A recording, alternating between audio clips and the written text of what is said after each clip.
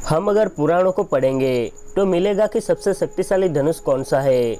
एक ऐसा भी योद्धा था जिसको लेकर द्रोणाचार्य चिंतित हो गए थे, और एक ऐसा भी योद्धा था जो अपने एक ही बाण से दुश्मनों को मार सकता था। रामायण और महाभारत काल में करीब सभी योद्धाओं के पास विशेष प्रकार के धनुष थे। आइए दोस्तों, आज जानते हैं कि सबसे शक्तिशाली धनुष का नाम क्या था और वो किसके पास था। सबसे पहले बात करते हैं पिनाका की। यह सबसे शक्तिशाली धनुष था। धर्म, योग और विद्याओं की शुरुआत भगवान शंकर से होती है और उसका अंत भी उन्हीं पर होता है। भगवान शंकर ने इस धनुष से त्रिपुरासुर को मारा था। शिव जी ने जिस धनुष को बनाया था उसके टंकार से ही बादल फट जाते थे और पर्वत हिलने लगते थे। यह धनुष बहुत ही शक्तिशाली था। बाद में इस धनुष को देवराज इंद्र को सौंप दिया। तब देवराज इंद्र ने इस धनुष को राजा जनक को दे दिया। इस धनुष को भगवान शंकर ने स्वयं अपने हाथों से बनाया था। उनके इस विशालकाय धनुष को कोई भी उठाने की क्षमता नहीं रखता था, लेकिन भगवान राम ने इसे उठाकर प्रत्यंचा चढ़ाई और धनुष को तोड़ दिया।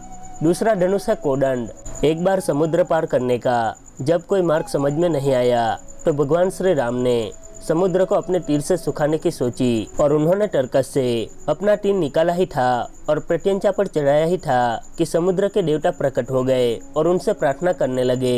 हालांकि उन्होंने अपने बाण की दिशा बदल दी थी, लेकिन बहुत ही कम लोगों को मालूम होगा कि भगवान राम के धनुष का नाम कोदंड था। इसीलिए प्रभु श्री राम को कोदंड कहा जाता है।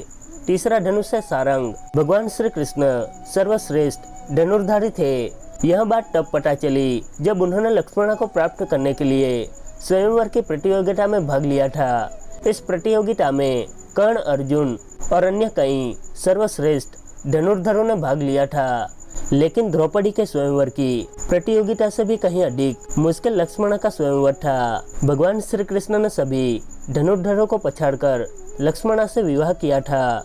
हालांकि लक्ष्मण पहले से ही श्री कृष्ण को अपना पति मान चुकी थी, इसीलिए श्री कृष्ण को इस प्रतियोगिता में भाग लेना पड़ा।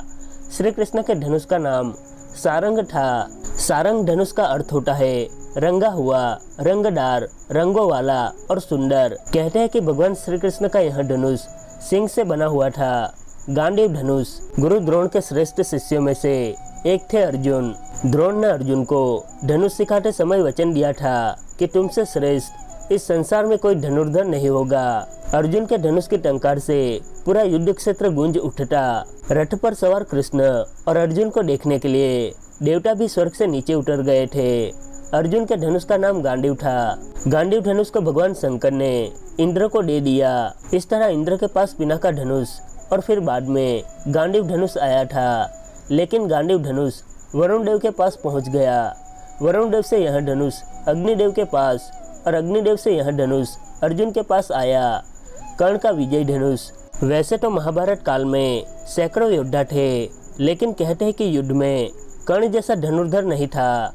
कवच और कुंडल नहीं उतारते तो कर्ण को मारना असंभव था। कर्ण, अर्जुन और एकलव्य से श्रेष्ठ धनुर्धर होने का प्रमाण यह है कि जब वे तीर चलाते थे तो उनका तीर अर्जुन के रथ पर लग जाता तो रथ पीछे खिसक जाता था। कृष्ण अर्जुन से कहते थे कि जिस रथ पर मैं और हनुमान विराजमान है, लेकिन फिर भी रथ पीछे धकेले जा रहा है, और पता चलता है कि कर्ण की धनुर्विद्या में कितना बल है। कर्ण के धनुष का नाम विजय धनुष था, और यह धनुष भगवान परशुराम ने कर्ण को दिया था।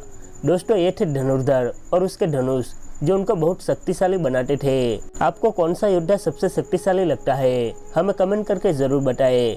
बाकी वीडियो को लाइक, शेयर और चैनल को सब्सक्राइब जरूर करें। आपका बहुत बहुत धन्यवाद।